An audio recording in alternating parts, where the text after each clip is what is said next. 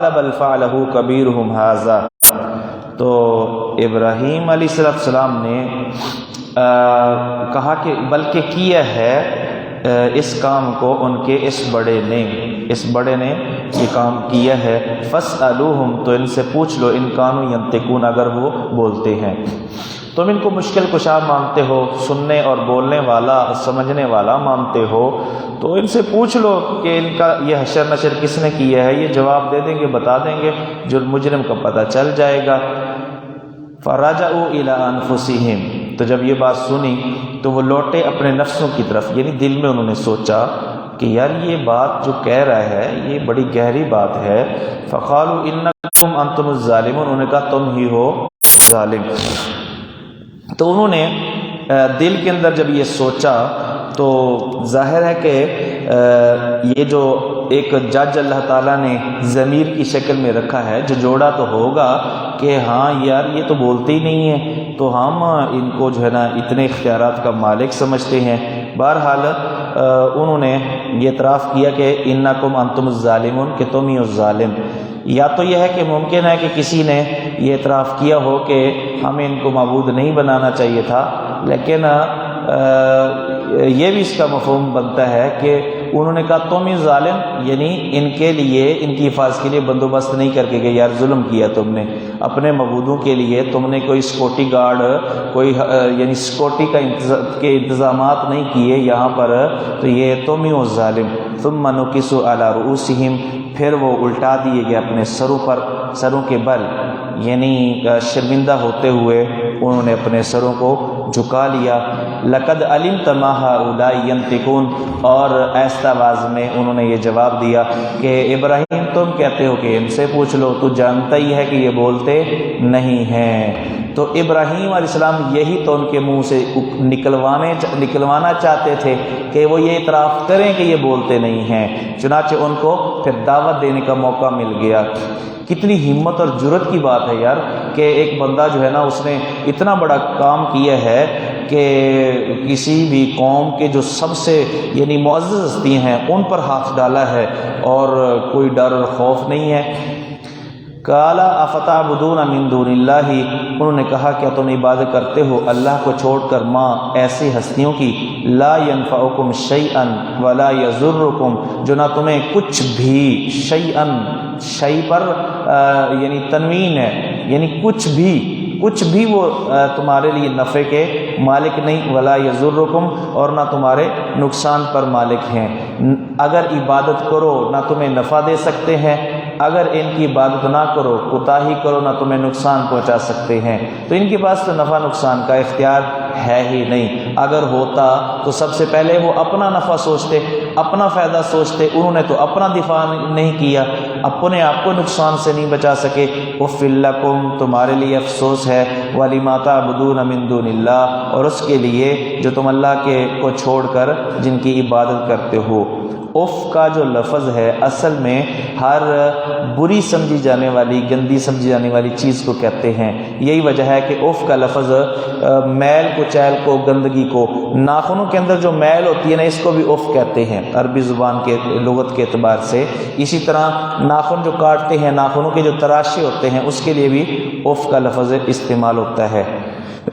اور پھر یہ لفظ ہر اس چیز اور ہر اس شخص کے لیے بھی استعمال ہوتا ہے جس سے اکتاہٹ کا اظہار کرنا مقصود ہو، اور ظاہر ہے اکتاہٹ کا اظہار بندہ اسی وقت کرے گا جب اس چیز کو بندہ حقیر سمجھ رہا ہے۔ تو یہ ابراہیم علیہ السلام کی طرف سے ان کے لیے اور ان کے بتوں کے لیے اکتاہٹ کا اظہار ہو رہا ہے۔ افلا تعقلون، کیا تم عقل نہیں رکھتے، عقل سے کام نہیں لیتے، سوچتے نہیں کہ جو تم کر رہے ہو کس قدر غلط ہے۔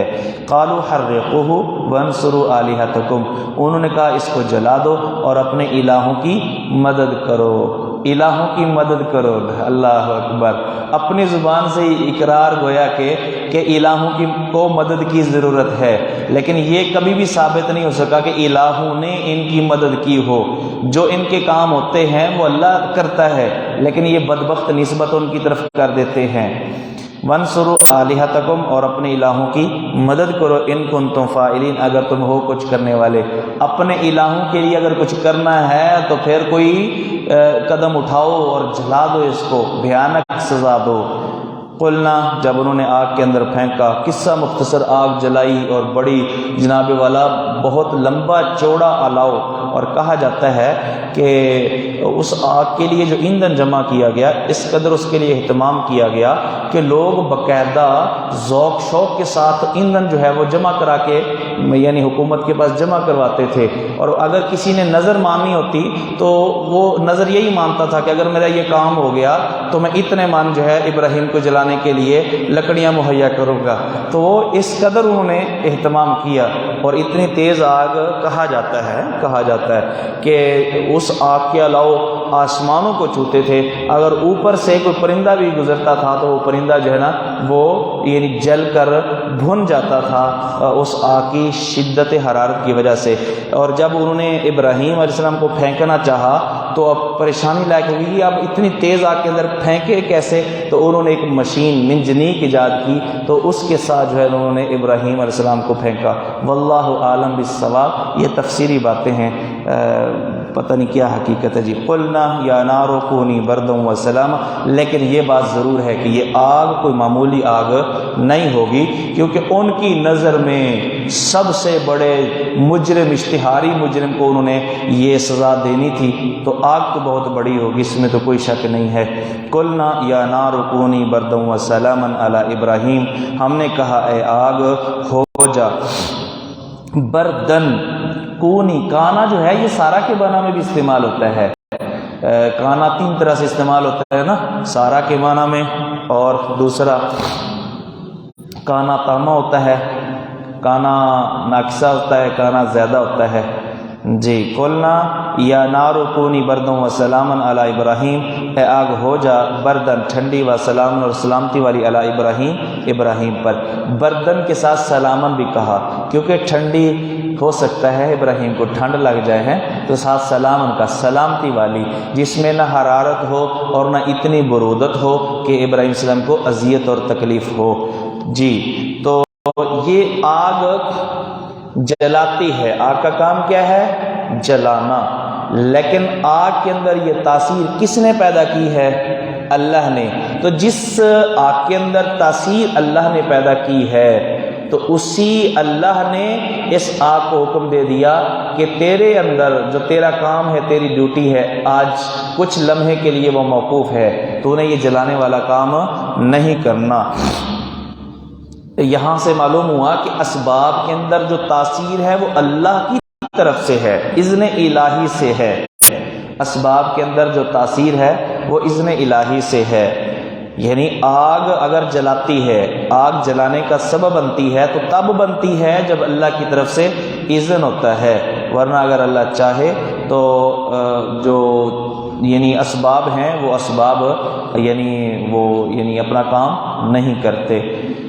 حضرت ابراہیم علیہ السلام کو جب پھینکا گیا تو انہوں نے، بخاری شریف کی روایت میں ہے کہ حسبی اللہ و نعم الوکیل، یہ دعا پڑھی تھی، حسبی اللہ و نعم الوکیل، صحیح البخاری حدیث نمبر 4563۔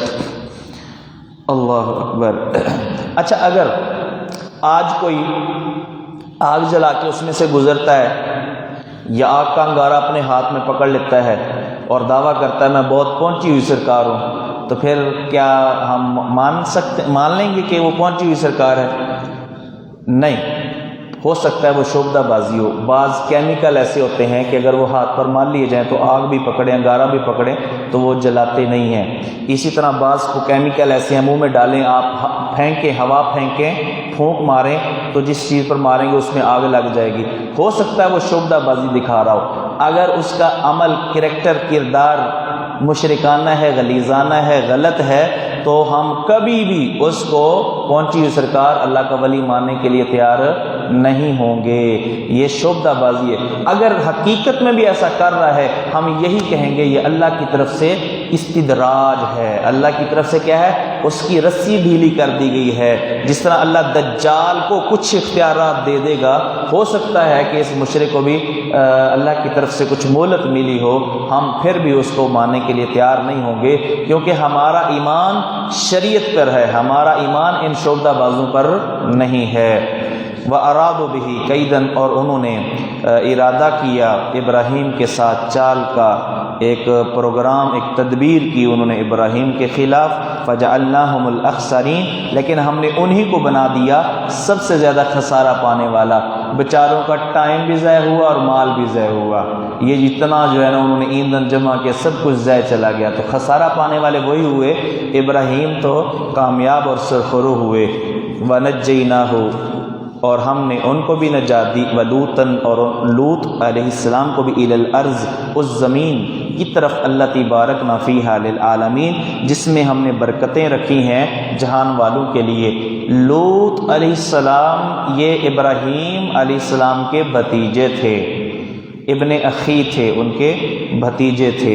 تو یہ آپ جانتے ہیں کہ سیدنا ابراہیم علیہ السلام یہ عراق کے اندر، عراق کا ایک شہر ہے اور یہاں کے رہنے والے تھے۔ تو سیدنا ابراہیم صلوات اللہ علیہ اور ان کے ساتھ ان کے بھتیجے ہود صلوات اللہ علیہ، یہ دونوں وہاں سے نکلے، ہجرت پر مجبور ہو گئے، تو وہاں سے نکلے اور شام کی بابرکت زمین میں پہنچے۔ تو الارض سے مراد یہاں شام کی زمین، بابرکت زمین سے مراد شام کی زمین، کیونکہ یہ ظاہری اعتبار سے بھی بابرکت ہے اور معنوی اعتبار سے بھی بابرکت ہے۔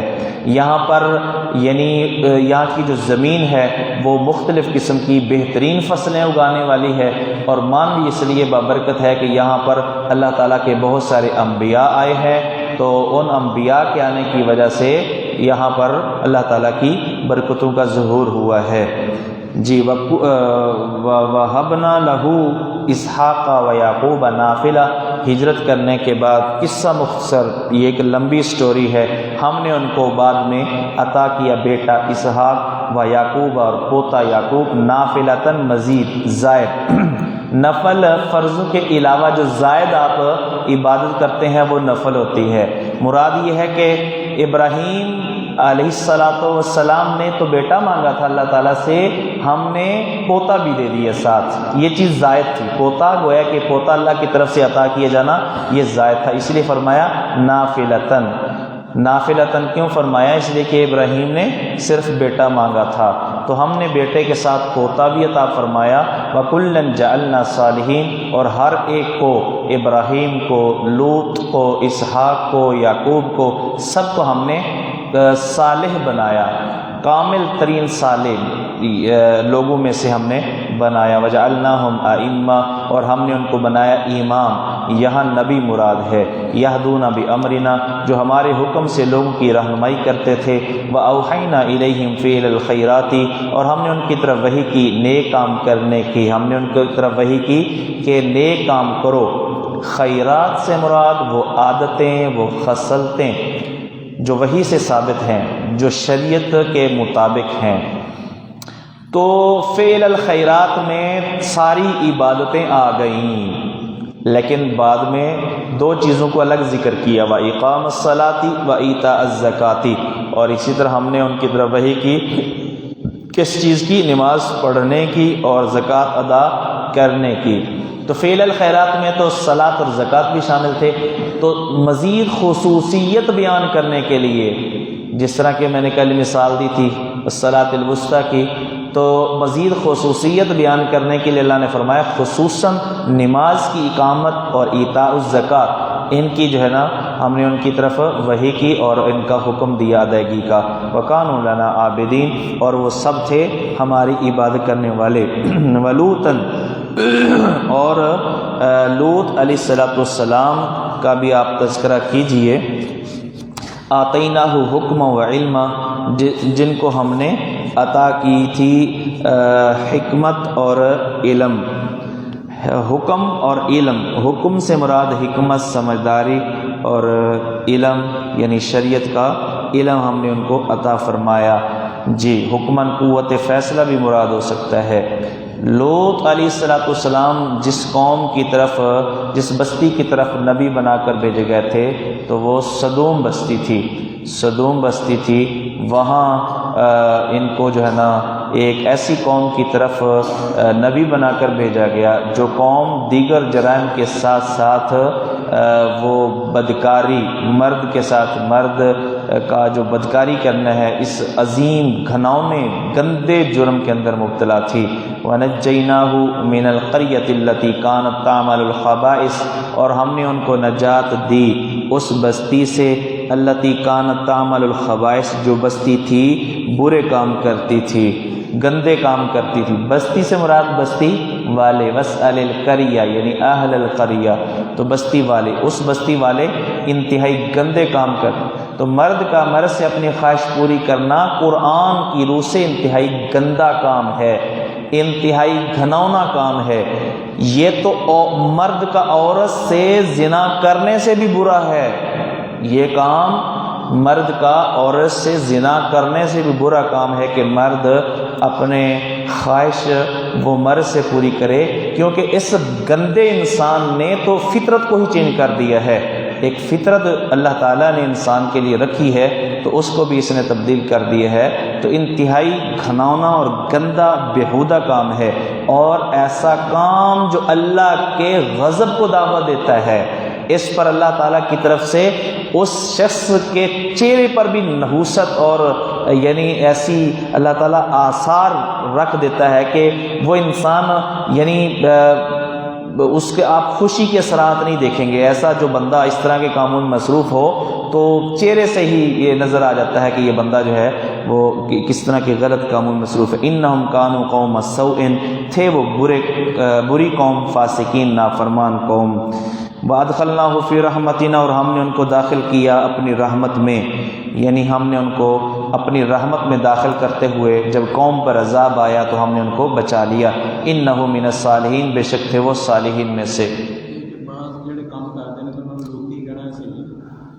نہیں مناسب نہیں ہے، قوم لوط کا عمل کہہ لیں۔ وَنُوحًا اِذْ نَادَى مِن قَبْلُ، اور تذکرہ کیجئے نوح کا جب ہم نے ان کو اِذْ نَادَى مِن قَبْلُ، جب انہوں نے اللہ تعالیٰ کو پکارا، اللہ تعالیٰ سے دعا کی اس سے پہلے۔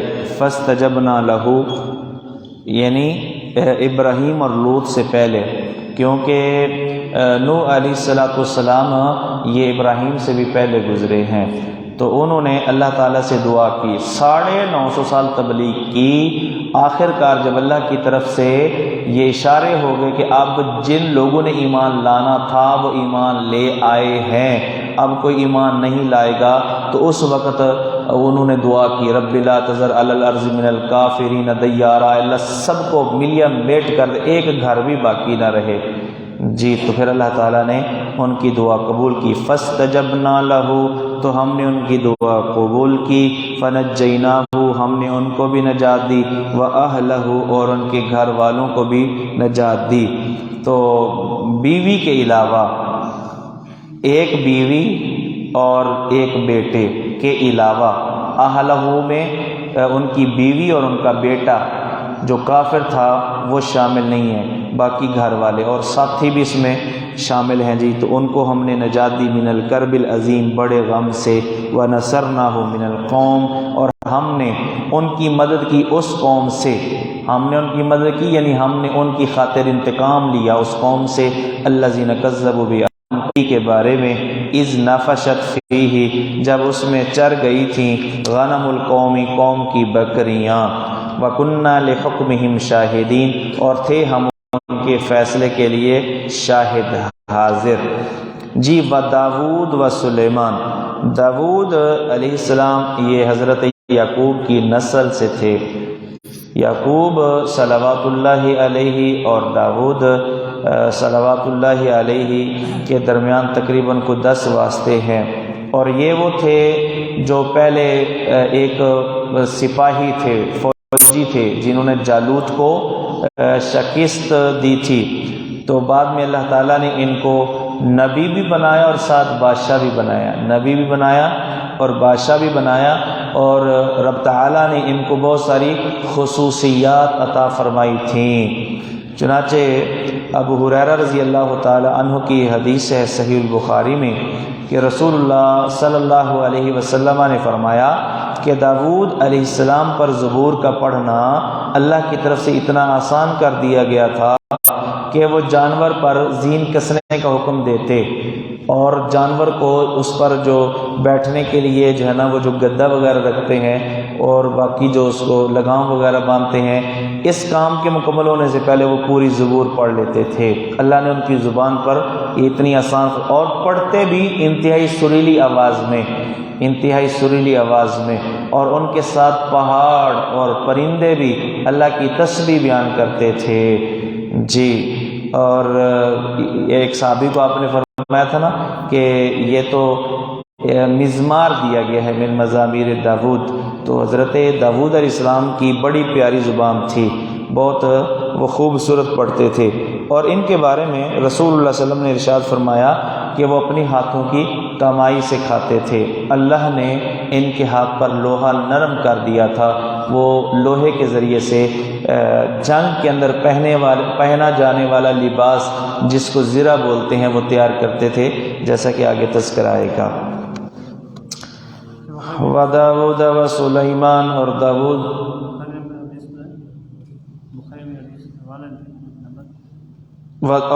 اور سلیمان اذ یحکمان، جب وہ فیصلہ کر رہے تھے فی الحرث، کھیتی کے بارے میں۔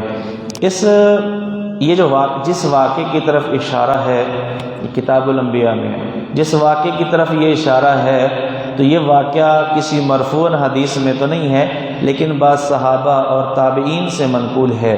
چنانچہ ابن مسعود رضی اللہ تعالی عنہ سے ابن جریر طبری رحمہ اللہ نے اور امام حاکم رحمہ اللہ نے یہ واقعہ نقل کیا ہے کہ یعنی ایک کھیت جو انگوروں کا کھیت تھا، کسی کی بکریاں اس کھیت کو چر گئیں اور کھیت ختم کر دیا، تو داؤد علیہ السلام نے فیصلہ یہ کیا کہ چونکہ یہ جتنا نقصان ہوا ہے یہ اتنا نقصان ہے جو ان بکریوں کی قیمت کے برابر ہے، اس لیے بکریاں کھیت کے مالک کو دے دی جائیں۔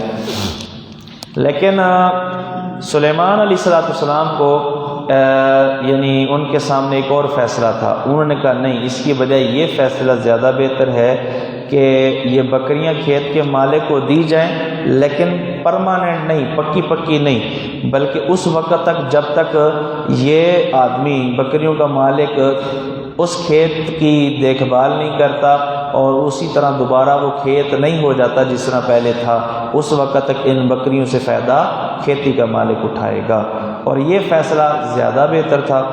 دوسرا فیصلہ بھی ٹھیک تھا لیکن یہ فیصلہ اس سے زیادہ بہتر تھا، اسی لیے اللہ تعالیٰ نے اس پر تعلیق ذکر کی کہ فَفَهَّمْنَاهَا سلیمان، ہم نے اس کا فہم اور اس کی سمجھ عطا فرمائی تھی سلیمان کو۔ تو سلیمان علیہ السلام، حضرت داؤد نے جو فیصلہ کیا ہے وہ فیصلہ انہوں نے اجتہاداً کیا تھا، وحی کی بنا پر نہیں کیا تھا، اجتہاداً انہوں نے یہ فیصلہ کیا تھا، اور وہ اپنے فیصلے میں یعنی برحق تھے۔ حدیث میں آتا ہے کہ جب کوئی مجتہد، کوئی حاکم اجتہاد کرتا ہے اور وہ درستگی کو پہنچتا ہے تو اس کے لیے ڈبل اجر ہے، اگر اس سے مسٹیک ہو جاتی ہے، غلطی ہو جاتی ہے، تب بھی اس کے لیے اجر ہے۔ تو اگر ہم بعض نے تو کہا ہے کہ یہ فیصلے دونوں ٹھیک تھے، لیکن اولا اور بہتر فیصلہ سلیمان علیہ السلام کا تھا۔ اگر بالفرض ان کا فیصلہ وہ یعنی صحیح نہ ہونے کی بنا پہ اللہ نے منسوخ کروا دیا سلیمان کے ذریعے سے، تب بھی اس پر حضرت داؤد پر کوئی قدغن نہیں ہے، کیونکہ انہوں نے ایک قاضی جو ہے وہ اجتہاد ہی کر سکتا ہے، تو انہوں نے اجتہاد کیا اور جو ان کو سمجھ آئی اس کے مطابق انہوں نے فیصلہ کر دیا۔ اللہ تعالیٰ نے ان کے فیصلے کی اصلاح ان کے بیٹے کے ذریعے سے کروا دی ہے، صحیح فیصلہ یہ ہے، واللہ اعلم بالصواب۔ تو یہاں سے حضرت برا بن عازب رضی اللہ تعالیٰ عنہ کی ایک حدیث ہے، یعنی سوال یہ ہے کہ آج اگر کسی کی بکریاں یا کسی کی گائے یا کسی کی بھینس کسی کی کھیتی کا نقصان کر دیتی ہے، اب اس میں کوئی جرمانہ ہے یا کہ نہیں ہے؟ تو برا بن عازب رضی اللہ تعالیٰ عنہ کی حدیث ہے، ان کی ایک اونٹنی تھی جو بڑی اڑیل قسم کی تھی، نقصان کر دیتی تھی۔ تو اس موقع پر آپ صلی اللہ علیہ وسلم نے یہ فیصلہ فرمایا تھا کہ دن کے وقت کھیتی کی، باغ کی حفاظت کی ذمہ داری مالکوں کے ذمہ ہے۔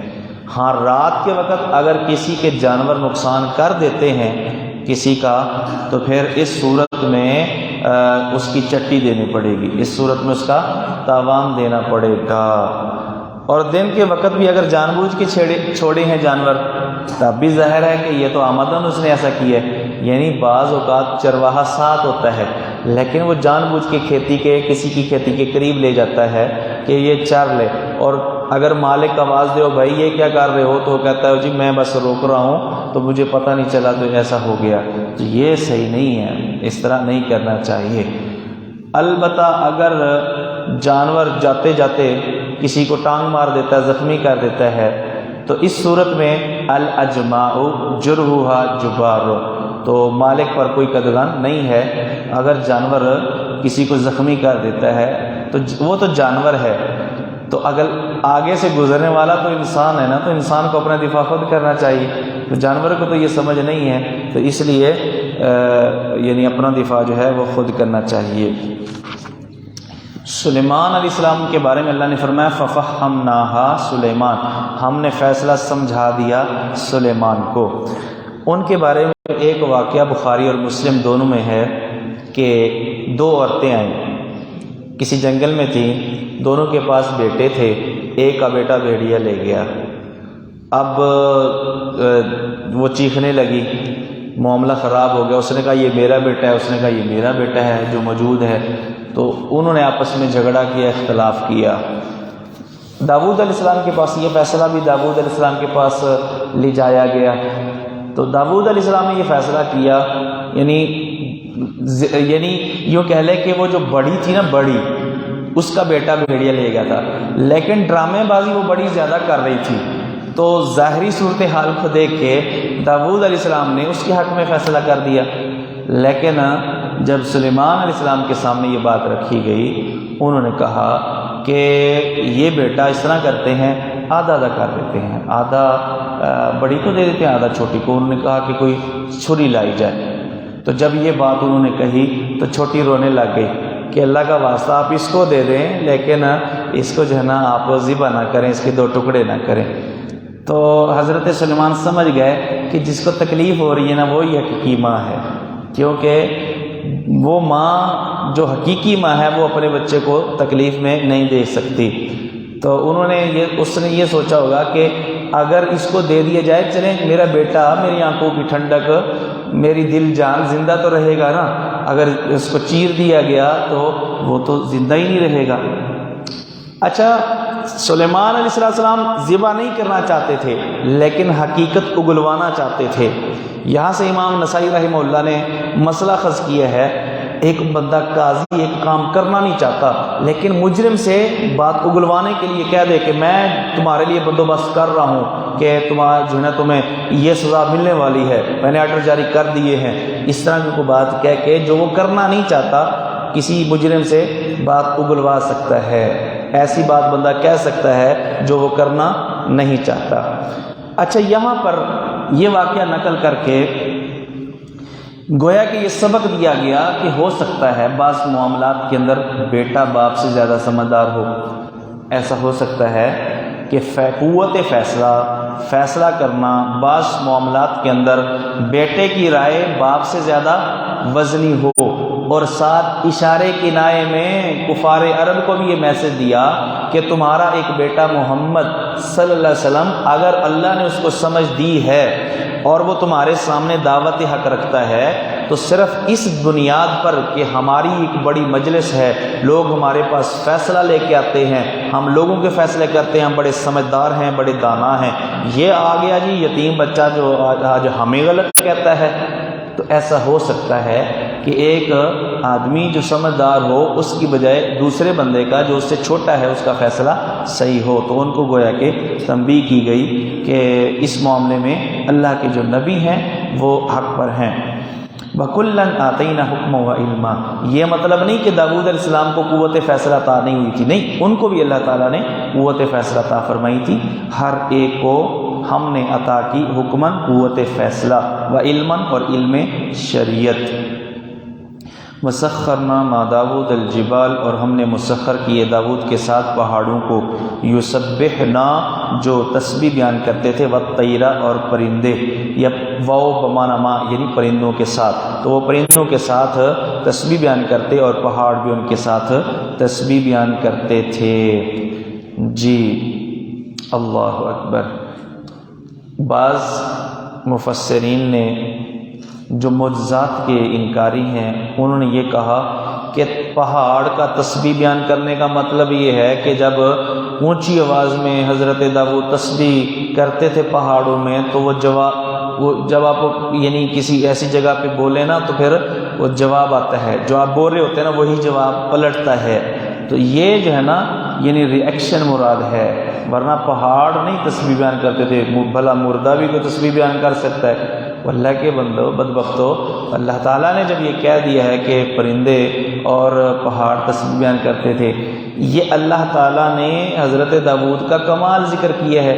اگر ان کے تسبیح بیان کرنے سے، تلاوت کرنے سے پہاڑوں سے جواب آتا ہے تو یہ تو ان کا کمال نہیں ہے. ہم بھی پہاڑوں میں اگر قرآن پڑھیں تو ہماری بھی آواز پلٹے گی واپس. اس میں داؤد کا کمال کیا ہوا؟ کمال یہی تھا کہ یہ بے جان چیز بھی حضرت داؤد کے ساتھ تسبیح بیان کرتی تھی. جی وَكُنَّا فَاعِلِينَ، اگر تمہیں نہیں یقین ہو رہا نا تو یقین کر لو، کیونکہ کننا فاعلین، تعجب کرنے کی ضرورت نہیں ہے کیونکہ یہ ہمارا کمال ہے. کننا فاعلین، ہم تھے یہ کرنے والے. وَعَلَّمْنَاهُ صَنْعَةَ لَبُوسٍ لَكُمْ، اور ہم نے ان کو تعلیم دی صنعت لبوس، زرہ بنانے کی صنعت کی. صنعت ایک کام، کس چیز کا؟ لبوس، لباس بنانے کا. لبوس اور لباس ایک ہی معنی ہے. لباس ایک وہ لباس ہے جو ہم گرمی سردی سے بچنے کے لیے اور اپنا سطر ڈھانپنے کے لیے استعمال کرتے ہیں، اور ایک وہ لباس ہے جو حالت جنگ میں دشمن کے وار سے بچنے کے لیے پہنا جاتا ہے، جس کو زرہ بولتے ہیں. تو یہ وہ لباس زرہ مراد ہے. لکم، یہ لام انتفاع کے لیے، یعنی تمہارے فائدے کے لیے. اللہ لتحسنکم، تاکہ یہ لباس تم کو بچائے. لتحسنکم، تاکہ یہ لباس تم کو بچائے. من باسکم، تمہاری لڑائی سے. فہل انتم شاکرون، کیا پس ہو تم شکر کرنے والے.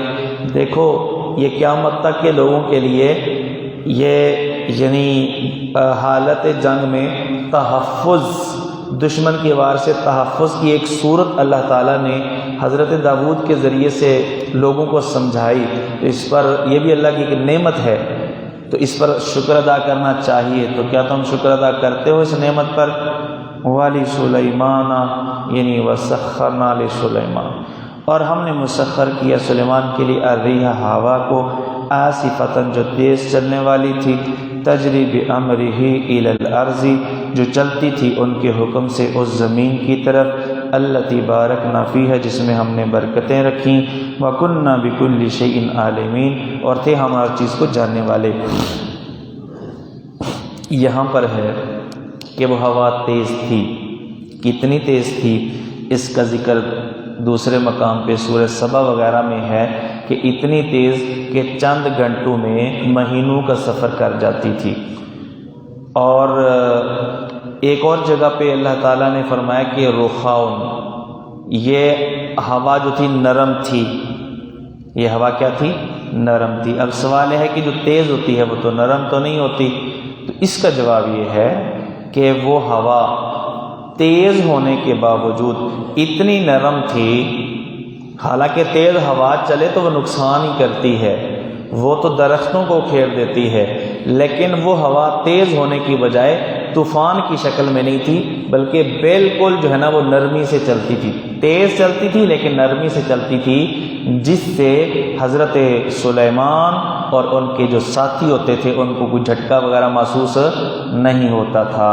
یہ نہیں ہے کہ وہ ہوا اٹھا کر کے پھینک دیتی تھی کسی جگہ پر، الیاذ باللہ ایسا نہیں ہے. جی اور اس کا مطلب یہ نہیں ہے کہ وہ یعنی سمندر کے اندر بحری جہاز پہ سفر کرتے تھے تو ہوا کے رخ سے جہاں وہ چاہتے تھے پہنچتے تھے. یہ کام تو ہمارے لیے بھی ہے، ہوائیں ہمیں بھی ایک جگہ سے دوسری جگہ پہنچا دیتی ہیں. یہ سلیمان کی خوبی بیان ہو رہی ہے. تو یہ خوبی یہ نہیں ہے کہ سمندر کے اندر جہاز پہ سفر کریں تو ہوا کے ذریعے سے ایک جگہ سے دوسری جگہ پہنچیں. یہ خصوصی انعام کی طرف اشارہ ہے. اور بعض نے یہ کہا ہے کہ اتنے جو ہے نا مربع میل کا جو ہے نا ان کا قالین تھا جس پہ وہ بیٹھ جاتے تھے اور ان کے ہمراہی ان کے فوجی بھی بیٹھ جاتے تھے، تو جس علاقے پہ انہوں نے حملہ کرنا ہوتا تو یہ جاتے تھے. واللہ اعلم بالصواب. اس کی کیفیت کیا تھی یہ اللہ تعالیٰ ہی بہتر جانتا ہے. وَكُنَّا بِكُلِّ شَيْءٍ عَالِمِينَ، اور تھے ہم ہر چیز کو جاننے والے، اور ہیں ہم ہمیشہ سے ہیں ہر چیز کو جاننے والے. وَمِنَ الشَّيَاطِينِ، اور ہم نے کچھ شیاطین کو بھی ان کے لیے مسخر کر دیا، ان کا تابع کر دیا. مَن يَغُوصُونَ لَهُ، جو ان کے لیے غوطہ لگاتے تھے. وَيَعْمَلُونَ عَمَلًا، اور ان کے لیے کام کرتے تھے. دون ذالک، اس کے علاوہ. جی بہت سارے کام کرتے تھے غوطہ لگانے کے علاوہ، کھانا وغیرہ تیار کرنا اور عمارتیں بنانا، بہت سارے کام کرتے تھے. بعض نے یہ شیاطین سے مراد انسان مراد لیا. جی دیہاتی لوگ جو بڑے سرکش قسم کے ضدی قسم کے لوگ ہوتے ہیں وہ مراد لیے ہیں، لیکن ان کی یہ بات غلط ہے، کیونکہ سورۃ سبا میں اللہ نے من الجن فرمایا ہے کہ یہ جنوں میں سے تھے. لہذا یہ شیاطین ٹھیک ہے، یہ تو بات ٹھیک ہے، من الانس بھی ہیں اور من الجن بھی ہیں شیاطین، لیکن حضرت سلیمان علیہ السلام کے لیے جو مسخر کیے گئے وہ جن تھے، جو سرکش قسم کے شیطان قسم کے جن تھے اور کافر تھے. مَن يَغُوصُونَ لَهُ، جو اس کے لیے غوطہ لگاتے، سمندر میں غوطہ لگا کے وہاں سے موتی ہیرے جواہرات جو ہے وہ نکالا کرتے تھے. وَيَعْمَلُونَ عَمَلًا دُونَ ذَلِكَ، اس کے علاوہ بھی کام کرتے. وَكُنَّا لَهُمْ حَافِظِينَ، اور ہم ہی تھے ان کی حفاظت کرنے والے، یعنی ان کی دیکھ بھال کرنے والے، ان کی نگرانی کرنے والے. ورنہ وہ بھاگ سکتے تھے یا کوئی اور خرابی کر سکتے تھے، لیکن اللہ کی طرف سے ان کی نگرانی ہوتی تھی، لہذا وہ کوئی خرابی کرنے کی ان کو جرت نہیں ہوتی تھی. وَأَيُّوبَ، اور تذکرہ کیجیے ایوب کا. اِذْ نَادَىٰ رَبَّهُ، جب انہوں نے اپنے رب کو پکارا. اَنِّي مَسَّنِيَ الضُّرُّ، کہ مجھے پہنچی ہے تکلیف. وَأَنْتَ أَرْحَمُ الرَّاحِمِينَ، اور تو سب سے زیادہ رحم کرنے والا ہے. ایوب صلوات اللہ علیہ کا ذکر قرآن مجید میں دو جگہ آیا ہے، ایک یہاں پر اور دوسرا سورہ صاد کے اندر آیت نمبر 41 سے لے کے 44 تک. پیچھے اللہ تعالیٰ کی نعمتوں کا ذکر اور ان نعمتوں پر شکر کا ذکر. اب اللہ کی طرف سے تکلیف کا ذکر اور تکلیف پر صبر کا ذکر ہے. پچھلے جن نبیوں کو سلیمان اور داود علیہ السلام کا جو تذکرہ تھا اس میں اللہ تعالیٰ نے ان کو نعمتیں دی تھیں جس پر وہ اللہ کا شکر ادا کرتے تھے. اب اللہ ان نبیوں کا ذکر کر رہا ہے جن کو اللہ تعالیٰ نے تکلیف دے کے آزمایا، اس پر ان نبیوں کے صبر کا ذکر ہے. جی ایوب، ان کے بارے میں ایک تو اتھنٹک صحیح حدیث ہے جو صحیح البخاری میں ہے، اور ایک آدھ حدیث کے اندر اختلاف ہے. باقی بہت ساری باتیں ہیں جو صرف تفسیری باتیں ہیں جو ثابت نہیں ہیں. چنانچہ حضرت ابو ہریرہ رضی اللہ تعالیٰ عنہ کی حدیث ہے، بینما ایوب یغتسل عریانا خر علیہ رجل جراد من ذهب فجعل یحسی فی ثوبہ فناداہ ربہ یا ایوب الم اکن اغنیتک اما ترى قال بلا یا ربی ولکن لا غنا لی عن برکتک. اللہ تعالی حضرت ایوب صلوات اللہ علیہ غسل فرما رہے تھے، اوپر سے سونے کی ٹڈیوں کی بارش ہوئی تو ایوب علیہ السلام اس کو جمع کرنے لگے. اللہ نے فرمایا میں نے تجھے مال دولت سے غنی نہیں کر دیا. تو انہوں نے کہا کہ اللہ یہ جو تیری طرف سے برکت نازل ہوئی ہے تو تیری برکتیں تو جتنی ہو تھوڑی ہیں، تو تیری برکتوں سے کوئی استغنا نہیں ہے. تو یہ ایک روایت ہے جو بالکل صحیح ثابت ہے، صحیح البخاری حدیث نمبر 3391. اور باقی اس کے علاوہ ان کی ایک تکلیف کا بھی ذکر ہے ایک روایت میں کہ وہ تقریباً 18 سال بیماری میں رہے. ان کو جانی اور مالی ہر قسم کی اذیت اور تکلیف کے ذریعے سے اللہ نے آزمایا. اللہ نے ان کو مال بھی دیا تھا، ان کو اہل و عیال بھی دیا تھا، اور اللہ تعالیٰ نے ان کو صحت بھی دی تھی، لیکن اللہ تعالیٰ نے گھر والے واپس لے لیے اور مال ان کا واپس لے لیا، اور جسم کے اندر اللہ نے کوئی بیماری پیدا کر دی۔ باقی یہ باتیں جو کہی جاتی ہیں کہ ان کو جو ہے نا کوڑ کی بیماری پیدا ہو گئی، ان کے جسم میں کیڑے پیدا ہو گئے، صرف دو چیزیں محفوظ نہیں، ایک زبان اور ایک دل، اس کے علاوہ جسم کا ہر حصہ متاثر ہو گیا، اور بستی والوں نے ان کو نکال کے وہ روڑی کے پاس پھینک دیا، لوگ ان سے نفرت کرتے تھے۔ بھائی یہ کیسی باتیں کر رہے ہو نبی کے بارے میں؟ لوگ اگر نفرت کرتے تھے تو ایوب نے تو دعوت دینی تھی، دعوت کا کام تو پھر رک گیا، ختم ہو گیا۔ تو ایسی بات نہیں، کوئی بیماری ہوگی، شدید بیماری ہوگی، لیکن اس طرح کی بیماری کے لوگ گھن کریں ایک پیغمبر کے بارے میں۔ بہرحال ہم بلا دلیل اتنی بڑی بات نہیں کہہ سکتے۔ جی فاستجبنا لہو، تو انہوں نے اللہ سے دعا کی، انی مسنی الضر وانت ارحم الراحمین۔ یہ بھی کیا ہی انوکھا اسلوب ہے پیغمبر کا دعا کرنے کا۔ انہوں نے اپنی حالت زار اور اللہ تعالیٰ کی رحمت کی وسعت کا ذکر کر دیا، باقی دعا تو کی نہیں کہ اللہ میں بیمار ہوں، مجھے شفا دے دے، مجھے اولاد دے دے، مجھے بیوی بچے دے دے، مجھے اولاد مال دے دے، یہ دعا کی ہے؟ نہیں۔ یہ بھی دعا کا ایک انداز ہے کہ اپنی عاجزی اور اس کی رحمت کا تذکرہ کر دو، وہ خود ہی سمجھ لے گا، اس کو تو پتہ ہی ہے نا، تو وہ خود ہی جو ہے نا وہ رحمت نازل کر دے گا۔ تو انہوں نے دو چیزیں ذکر کی، ایک اپنی حالت انی مسانی الضر پر، ایک رب کی حالت انت ارحم الراحمین، تو اللہ تعالیٰ نے ان پر واقعی رحم فرمایا۔ فاستجبنا لہو۔ اچھا یہ جو لفظ ہے نا مسانی الضر، ضاد کے پیش کے ساتھ، یہ جو لفظ ہے نا دو طرح سے آتا ہے، ایک زبر کے ساتھ الضر اور دوسرا پیش کے ساتھ الضر، دونوں میں فرق کیا جاتا ہے۔ ضاد کے زبر کے ساتھ ہو تو یہ جو ذرن ہے یہ نفعن کی ضد ہے، یہ نفعن کی ضد ہے، یعنی کوئی بھی نقصان اس سے مراد ہو سکتا ہے، وہ جانی ہو یا مالی ہو۔ اور اگر ضاد کے پیش کے ساتھ ہو جیسا یہاں پر ہے تو جسمانی تکلیف مراد ہے، جسمانی نقصان مراد ہے، بیماری مراد ہے، لاغری بڑھاپا مراد ہے۔ جی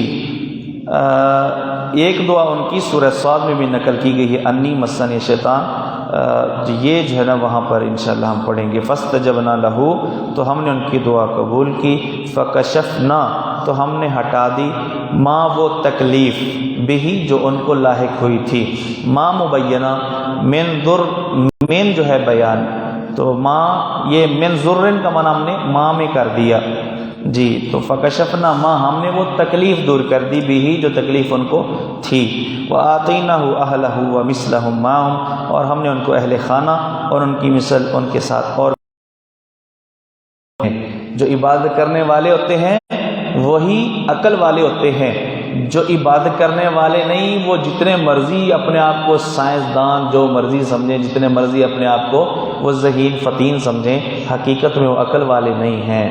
الکیس من دانا نفسہ، دانا تو وہ ہے جو اپنا محاسبہ کرتا ہے، اپنی آخرت کی فکر کرنے والا ہے۔ حدیث کی روح سے وہ دانا ہے جو موت کو یاد رکھنے والا اور آخرت کی تیاری کرنے والا ہے۔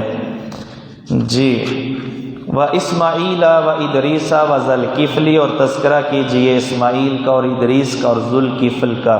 ذوالکفل کی کوئی توضیح وضاحت نہیں ملتی، اگرچہ بعض نے اس کو ولی شمار کیا ہے، لیکن نبیوں کے ساتھ ان کا تذکرہ، لہٰذا قرینِ قیاس یہی ہے کہ یہ بھی اللہ تعالیٰ کے نبیوں میں سے ایک تھے۔ کل من الصابرین، یہ سارے صبر کرنے والے تھے، یہ سارے کیا تھے؟ صبر کرنے والے تھے۔ وَأَدْخَلْنَاهُمْ فِي رَحْمَتِنَا، اچھا یہ انبیاء کا اللہ نے جو تذکرہ کیا ہے، تو اللہ تعالیٰ کے انبیاء، ان کے تذکرے سے یہ ہمیں معلوم ہوتا ہے کہ سارے نبی اللہ تعالیٰ کے در کے سوالی تھے، اللہ تعالیٰ سے مانگنے والے تھے، اور سارے اللہ کے سامنے عاجز تھے اور اللہ کے محتاج تھے۔ اور ہمیں بھی یہ میسج ہے، ہمارے لیے بھی سبق ہے کہ ہم بھی اللہ تعالیٰ کے محتاج ہیں، اور اللہ تعالیٰ ہی غنی ہے، اور ہمارے سارے کام اللہ تعالیٰ ہی کرتا ہے۔ یا ایھا الناس انتم الفقراء الی اللہ واللہ جی اللہ ہی غنی ہے، سخی اللہ ہی ہے۔ دنیا میں جتنے بھی سخی ہیں وہ اللہ تعالیٰ جیسے سخی نہیں ہے، اللہ اپنے میں سے دیتا ہے۔ دنیا کے سخی جو وَأَدْخَلْنَاهُمْ فِي رَحْمَتِنَا، اور ہم نے ان کو اپنی رحمت میں داخل کیا۔ إِنَّهُمْ مِنَ الصَّالِحِينَ، بے شک تھے وہ نیکوکاروں میں سے، نیک تھے، نیکوکاروں میں سے تھے۔ وَذَنُّونَ، اور اسی طرح یاد کرو یونس علیہ السلام کو، نون مچھلی کو کہتے ہیں۔ اللہ تعالیٰ نے یونس علیہ السلام کی حفاظتیں مچھلی کے پیٹ کے اندر کی، ذُنُّون ان کو کہا جاتا ہے۔ ان کا تذکرہ سورہ یونس میں، صافات میں اور سورہ قلم میں بھی آیا ہے۔ ان کا پورا نام ہے یونس بن متہ، بروزن شتا، یونس بن متہ۔ یہ عراق کے رہنے والے تھے۔ عراق کے قریب ایک شہر ہے موصل، اس کے قریب ایک بستی تھی نینوا، اس بستی کے اندر رہنے والے تھے۔ قوم کے حق میں انہوں نے بد دعا کی اور یہ سمجھا کہ بس اب عذاب نازل ہونے والا ہے، اور جب کسی قوم پر عذاب آتا ہے تو پیغمبر کو یہ حکم ہوتا ہے کہ وہ اس بستی سے نکل جائے۔ تو یونس علیہ السلام نے اپنے خیال کے مطابق کہ ٹھیک ہے بس دعا کر دی ہے، اللہ نے قبول کر لیا، اب عذاب آنے والا ہے، وہ اللہ کی طرف سے حکم ملنے سے پہلے ہی نکل کھڑے ہوئے قوم سے۔ جی کہا تو یہی جاتا ہے کہ والدہ کا نام، باپ کا نام کیوں نہیں ہو سکتا؟